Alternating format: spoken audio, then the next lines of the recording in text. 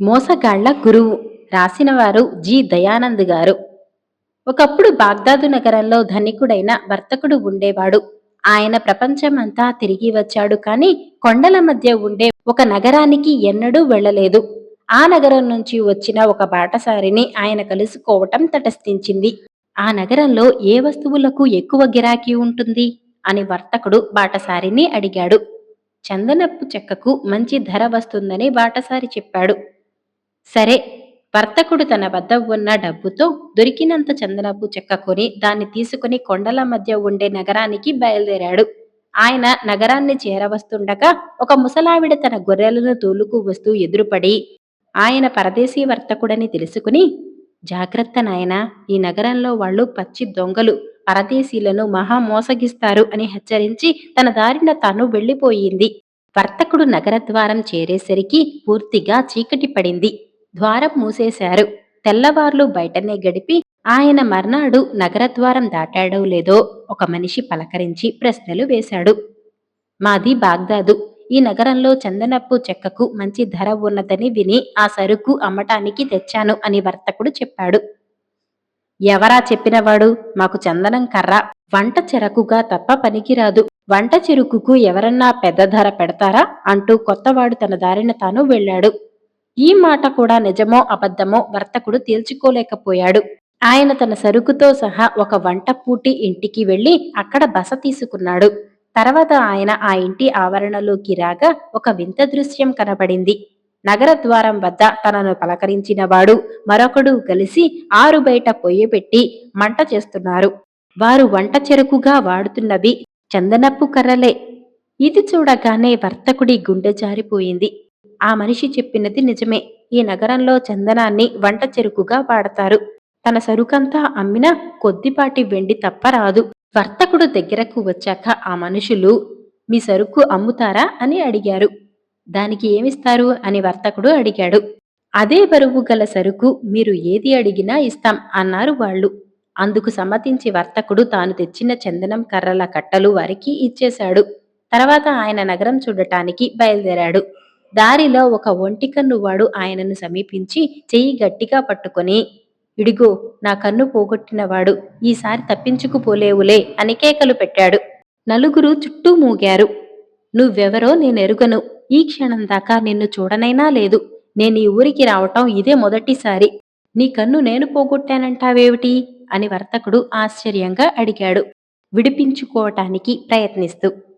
కాని చుట్టూ మూగిన వాళ్లు ఒంటికన్నువాడి పక్షమై వర్తకుడు వాడికి పరిహారం ఇవ్వాలని నిర్ణయించారు. ఆ సంగతి రేపు చూద్దామని చెప్పి వర్తకుడు అప్పటికి తప్పించుకున్నాడు. అయితే ఈ రద్దీలో వర్తకుడి కాలి చెప్పులో ఒకటి తెగిపోయింది. ఆయన దాన్ని ఆ సమీపంలోనే ఉన్న చెప్పులు బాగు చేసేవాడికిచ్చి బాగు చేయమన్నాడు. ఏమిస్తారు అన్నాడు చెప్పులు బాగు చేసేవాడు. నిన్ను సంతోషపెడితే సరికదా అన్నాడు వర్తకుడు. అందుకు చెప్పులు బాగు చేసేవాడు సమ్మతించాడు. ఒక కాలికి చెప్పు లేకుండా నడవటం కష్టం కనుక వర్తకుడు ఆ సమీపంలోనే ఎవరో జూదమాడుతుంటే వినోదం చూస్తూ నిలబడ్డాడు. కొద్దిసేపు గడిచాక పక్కన నిలబడిన మనిషి వర్తకుణ్ణి కూడా పందాలు ఖాయమన్నాడు. వర్తకుడు జూదం ఆడి కొద్దిసేపట్లోనే అక్కడి జూదరులకందరికీ బాకీ పడ్డాడు. ఆయనను జూదంలోకి దించిన మనిషి, సముద్రంలో నీరంతా తాగుతావా లేక నీకున్నదంతా మాకు ఇచ్చుకుంటావా? ఏదో ఒకటి నిర్ణయించుకో అన్నాడు. రేపటి దాకా గడువిస్తే నిర్ణయించుకుంటాను అని వారితో చెప్పి వర్తకుడు తన దుస్థితి తలుచుకుని విచారపడుతూ వీధుల వెంట నడవసాగాడు. ఆయనకు ఒకచోట ముసలావిడ మళ్లీ ఎదురైంది. వర్తకుడి ముఖం చూడగానే ఏదో జరిగిందని ఆమెకు తెలిసిపోయింది. ఆయన ఆమెతో తన అనుభవాలన్నీ పూసగుచ్చినట్టు చెప్పాడు. అంతా విని ఆమె, చూశావా నాయనా, ఈ నగరపు మనుషులు వట్టి పాపిష్టివాళ్లు. నేను ముందే చెప్పినా నీవు వారి మోసానికి గురి అయ్యావు. ఈ నగరంలో చందనపు కట్టకు 10 బంగారు మాడల ధర ఉన్నది. నీ దగ్గర ఉన్న చందనమంతా అమ్మితే అంతులేని బంగారం రావలసింది. అయిందేదో అయింది. ఇప్పుడైనా నేను చెప్పినట్టు చేశావంటే నీకు జరిగిన అన్యాయం కొంతవరకైనా సరికావచ్చు. చీకటి పడే వేళకు నగర ద్వారం వద్దకు వెళ్ళావంటే అక్కడ నిర్జన ప్రదేశంలో ఒక గుడ్డి సాధువు కనిపిస్తాడు. నిజానికి వాడు సాధువు కానే కాడు. వాడు ఈ నగరంలో ఉండే మోసగాళ్లందరికీ గురువు. చీకటి పడ్డాక మోసగాళ్లు వచ్చి వాడి దగ్గర సలహాలు పుచ్చుకొని తాము చేసిన మోసాలన్నీ వాడికి చెప్పి వెళతారు. నువ్వు రహస్యంగా వాళ్ళ సంభాషణ ఆలకిస్తే కొంత లాభించవచ్చు అన్నది. ఇంకా చీకటి పడక మునిపే వర్తకుడు నగరద్వారం కేసి వెళ్ళాడు. ద్వారం వెలుపల ఒక గుడ్డి సాధువు ముసలావిడ చెప్పినట్టే ఒక రాతిని ఆనుకుని సమాధిలో ఉన్నట్టుగా కూర్చొని ఉన్నాడు. వర్తకుడు చప్పుడు చేయకుండా వెళ్లి ఆ రాతి వెనక దాగాడు. చీకటి పడగానే నగరంలోని మోసగాళ్లు ఒక్కొక్కరే భక్తుల్లాగా వచ్చి సాధువు ముందు కూర్చొని తాము చేసిన మోసాలు నివేదించసాగారు. వారిలో వర్తకుణ్ణి మోసగించిన నలుగురు ఉన్నారు. ఒక్కొక్కరు చేసిన మోసమే విన్నాక సాధువు వారి తెలివితేటలను విమర్శిస్తూ వచ్చాడు. ఆ విమర్శలన్నీ వర్తకుడు వింటున్నాడు. మోసగాళ్లలో ఒకడు, స్వామి, ఇవాళ ఒక పరదేశీ వర్తకుడి దగ్గర అతి చౌకగా చందనం కొన్నాను అన్నాడు. ఏ ధరకు కొన్నావు అని సాధువు అడిగాడు. చందనం బరువు గలది, వర్తకుడు ఏది అడిగినా ఇచ్చే షరతు మీద కొన్నాను అన్నాడు మోసగాడు. వర్తకుడికే లాభం అన్నాడు సాధువు. అదేమిటి స్వామి, ఆ వర్తకుడు చందనం ఎత్తు బంగారం అడిగినా నాకే లాభం కదా అన్నాడు మోసగాడు. అవును, కాని వాడు ఆ చందనం ఎత్తు ఈగలను ఇవ్వమని, అందులో సగం ఆడవి అందులో సగం మగవి అంటే నీ గతి ఏమవుతుంది అన్నాడు సాధువు. మోసగాడు దిగులుపడి వెళ్ళిపోయాడు. తర్వాత ఒంటికన్ను వాడు ముందుకు వచ్చి, స్వామి, ఇవాళ ఒక పరదేశీ వర్తకుణ్ణి మోసగించాను. నా కన్ను ఇతనే పోగొట్టాడని ఫిర్యాదు చేశాను. నాకా మనిషి తన కన్నైనా ఇవ్వాలి, లేదా తనకున్నదంతా ఇవ్వాలి అన్నాడు. నీవు మూర్ఖుడివి. ఆ వర్తకుడు నిన్ను సులువుగా టోపీ వేసేస్తాడు.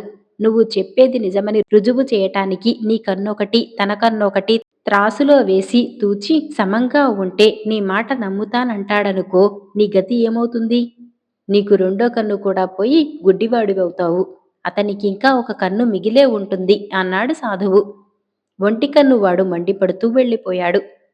తర్వాత చెప్పులు కుట్టేవాడు సాధువుతో, స్వామి, ఒక పరదేశీవాడు ఇవాళ నా చేత చెప్పు బాగు చేయించుకుని నన్ను సంతోష పెడతానన్నాడు. వాడి దగ్గర ఉన్నదంతా కాజేస్తాను అన్నాడు. నీకు కొంచెం కూడా బుద్ధి లేదు. ఆ వర్తకుడు నీకు రాగి డబ్బు కూడా ఇవ్వడు. వాడు నీతో ఏమంటాడంటే, మన సుల్తాను గారి శత్రువులంతా సర్వనాశనమైపోయారు. ఆయనను ఎదిరించేవాడు ప్రపంచంలో లేడు. ఈ మాట విని నీకు సంతోషమైందా అంటాడు. సంతోషమైందని చచ్చినట్టు అంటావు. అనకపోతే రాజభటులు నిన్ను చిత్రవధ చేస్తారు అన్నాడు సాధువు. చెప్పులు కుట్టేవాడు గొణుక్కుంటూ వెళ్ళిపోయాడు. తర్వాత జూదగాడు ముందుకు వచ్చి, స్వామి, ఇవాళ ఒక పరదేశిని జూదంలో ఓడించాను. వాడు సముద్రంలో ఉన్న నీరంతా తాగాలని, లేకపోతే తనకున్నదంతా నాకిచ్చేయాలని షరతు పెట్టాడు అన్నాడు. ఆ మనిషి నీకు చిల్లి గవ్వ ఇవ్వడు. సముద్రంలో ఉండే నీరంతా నీ దోసిట్లో పట్టి తెస్తే తాగుతానన్నాడనుకో, నీ గతి ఏమిటి అన్నాడు సాధువు. ఈ సంభాషణలన్నీ వర్తకుడు విని ఉన్నాడు కనుక మర్నాడు తనను మోసగించిన నలుగురిని సులువుగా మోసగించాడు.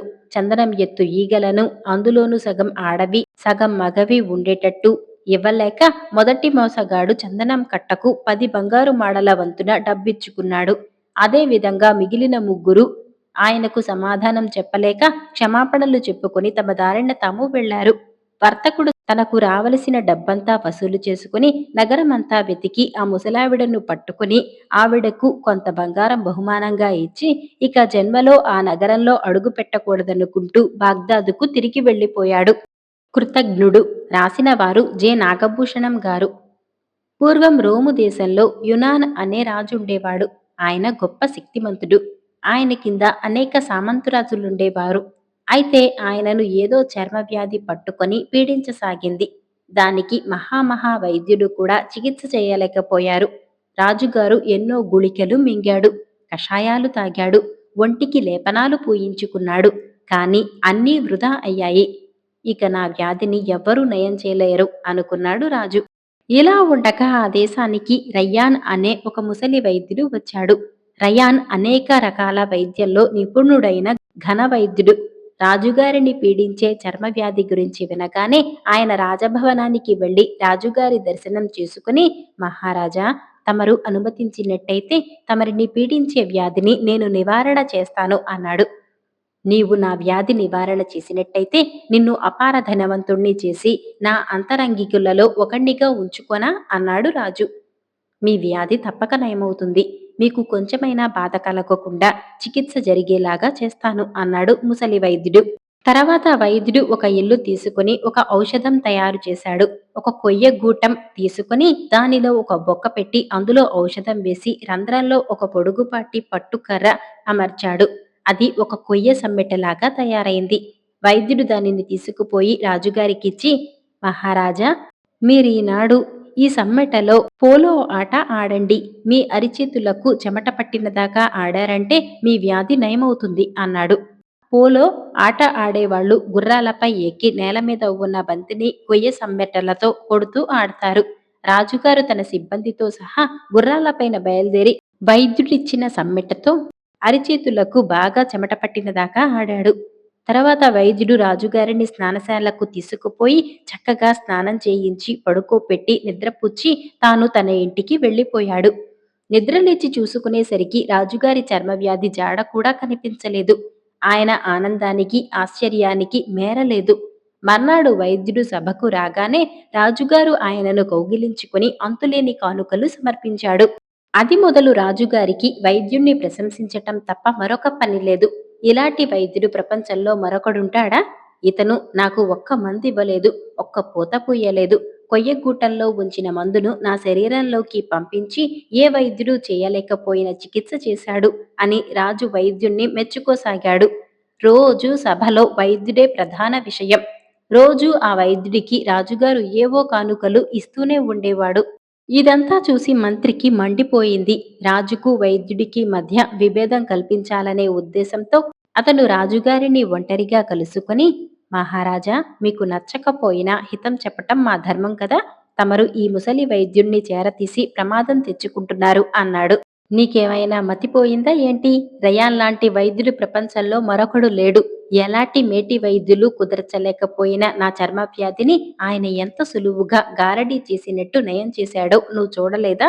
అటువంటి వైద్యుడికి ఆశ్రయం ఇవ్వటంలో అపాయమేమున్నది అన్నాడు రాజు.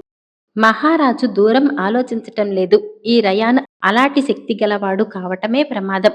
అంత వైద్యం చేతిలో ఉన్నవాడు మీ చేతికి మరొకటి ఏదో ఇచ్చి నిమిషాల మీద మీ ప్రాణం హరించగలడు అన్నాడు మంత్రి. అదీ నిజమే. ఇంతకు నీ సలహా ఏమిటి అని రాజు మంత్రిని అడిగాడు. నా సలహా వైద్యుడి తల తీయించటమే. ఆయనకు వ్యవధి ఇవ్వటం అపాయం. అందుచేత ఆయనను పిలిపించి రాగానే తల కొట్టించేయండి అన్నాడు మంత్రి. నీ సలహా బాగున్నది అంటూ రాజు వైద్యుడి కోసం కబురు చేశాడు. కొద్దిసేపటికల్లా వైద్యుడు వచ్చి రాజును, నన్ను రమ్మన్నారట, ఏమి సెలవు అని అడిగాడు. నిన్ను తల తగ్గించటానికే పిలిపించాను అన్నాడు రాజు. వైద్యుడు నిర్ఘాంతపోయి, ఎందుకు?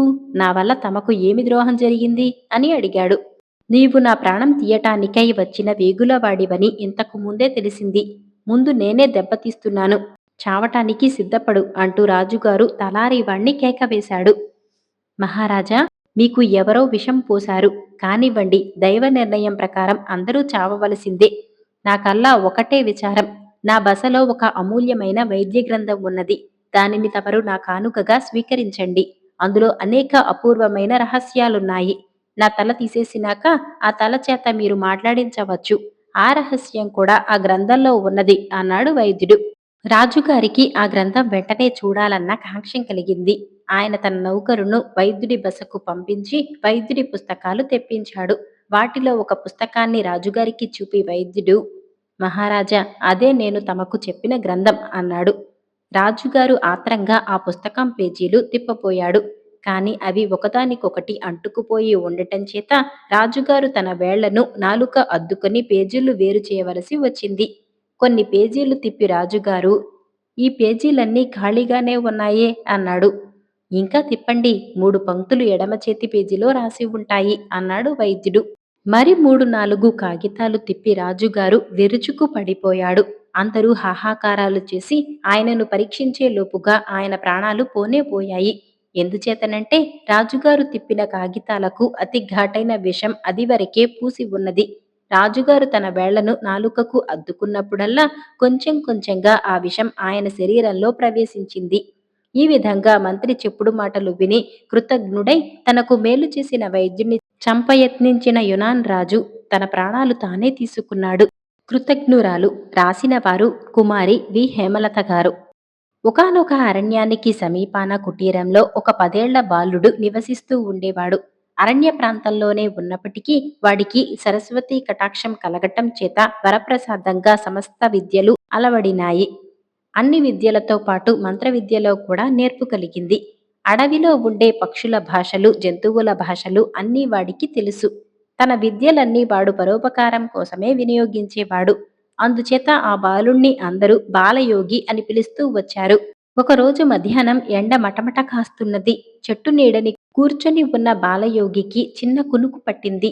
కునుకు గాఢ నిద్రగా మారింది. మంచి నిద్రలో ఉన్న బాలయోగికి ఏదో వికృతమైన శబ్దం వినిపించి మెలకువ వచ్చింది. ఏమిటా అని లేచి చూడగా అది ఒక స్త్రీ ఆకారం.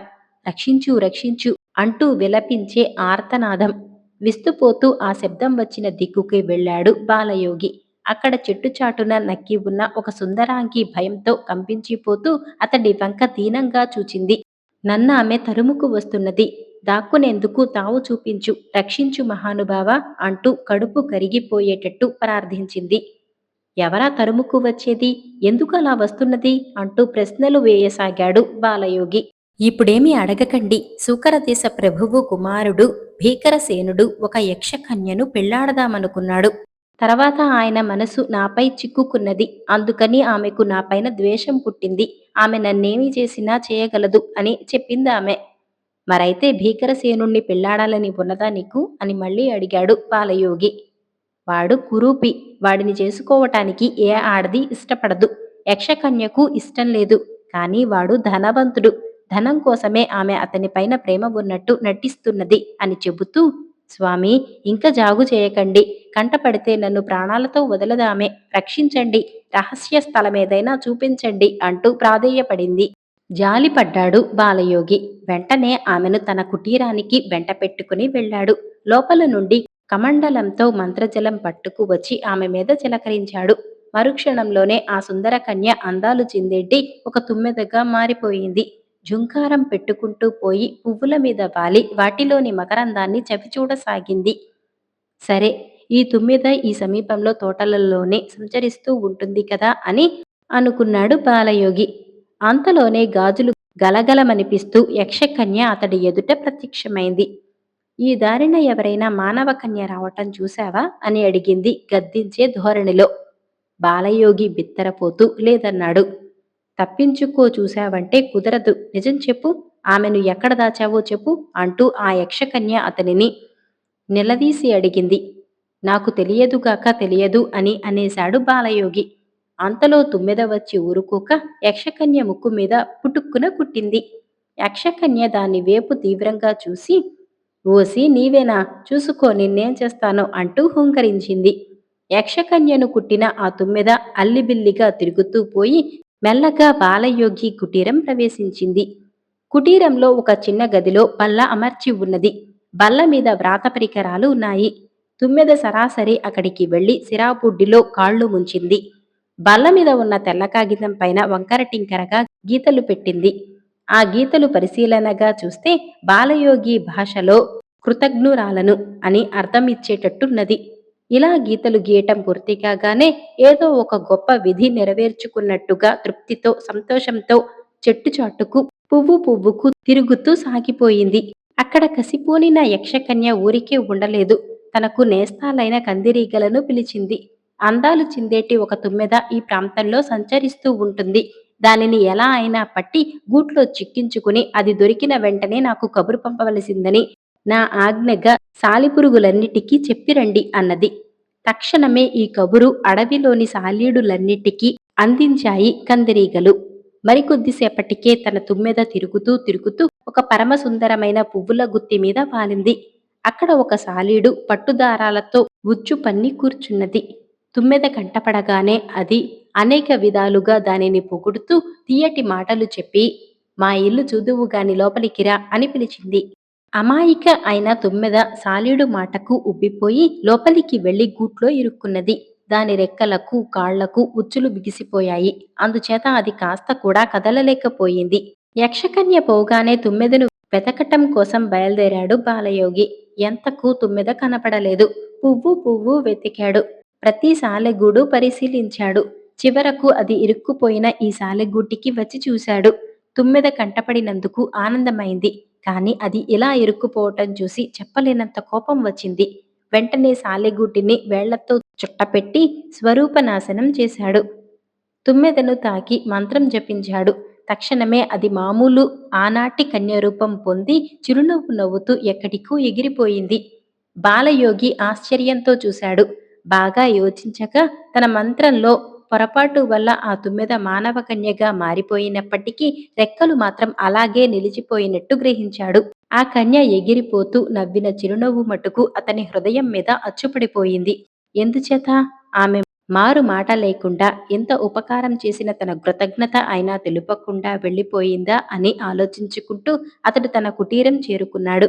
గదిలోకి వెళ్లి కాగితం పైన గీతలు చూసుకోగానే అతని కన్నుల వెంట అప్రయత్నంగా జలజలమంటూ బాష్పాలు రాలాయి.